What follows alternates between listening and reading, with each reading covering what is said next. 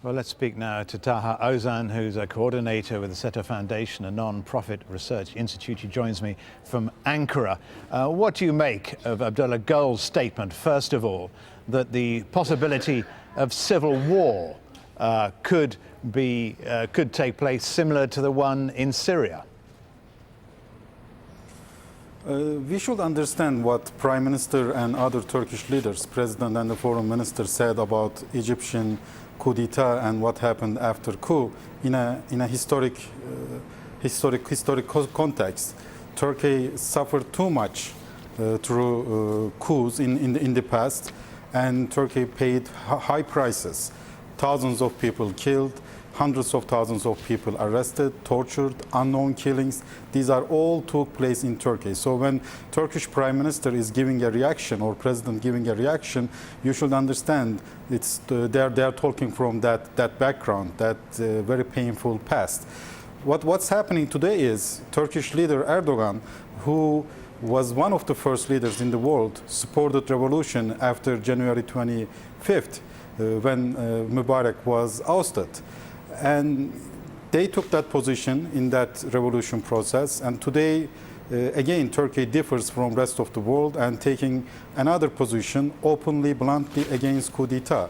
And you're right, this process may get into even more bloody in the sense of Syria, because Turkey really afraid of, in a very limited time, coup regime versus people may replace itself, certain segments of society crashing or clashing with other segments of the society, and it may easily take Egypt within the context of SETA, armed groups, different parts of the society, remnants of the regime, Islamists and etc. into a civil war.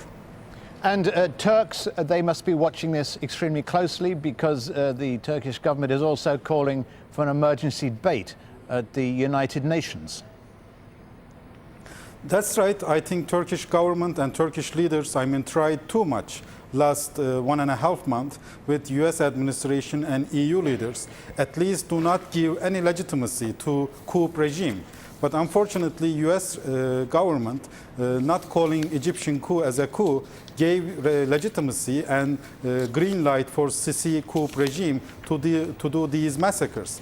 And I believe Turkish government is pushing for UN Security Council at least provide some kind of international pressure on Sisi regime at this moment to stop these massacres.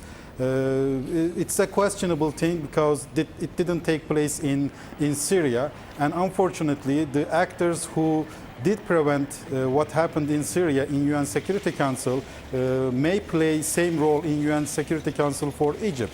This unfortunately means more chaos, more blood, and more uncertainty for the future. And also, not only calling for UN Security Council, but Turkish Foreign Minister and other actors within Turkish government also offering a roadmap. And that roadmap is quite clear. Do something for Morsi.